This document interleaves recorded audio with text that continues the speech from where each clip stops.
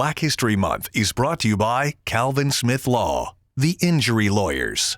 You may remember this video from June of 2020, civil unrest right here in downtown Atlanta as protesters took to the streets for justice of unarmed black man killed by police.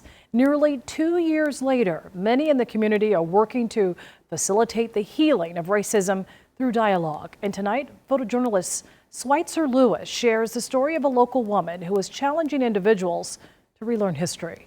Why was that sign "End White Supremacy" out in front of our house? You know, I think that it's incredibly important for white people to identify as white.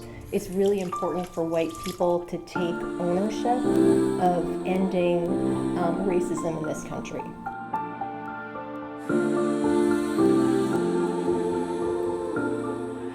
I've been so heartened by the Black Lives Matter movement, and I think that's vitally important.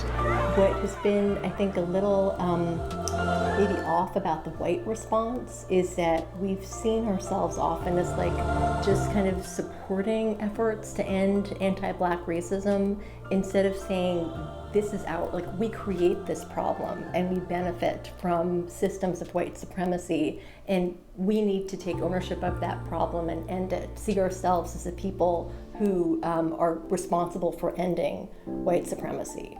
And so for me, I'm trying to maybe broaden the perspective of my neighbors. My neighbors are mostly white. I'm trying to broaden the perspective of my neighbors and also remind myself that ending racism is really on our shoulders.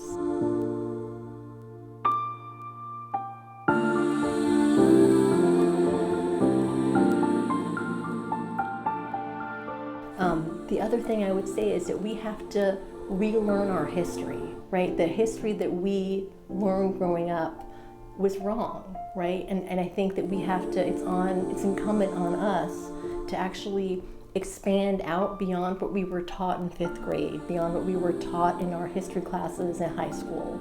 We need to learn about the Atlanta riots in 1906, or, you know, I think we're finally talking about the Tulsa massacre. We have to understand that those riots were, you know, a huge part of how white supremacy was built and maintained. They're built into the fabric of this country. We have to know that history, I think, to really understand the magnitude of discrimination in this country and mobilize to end it.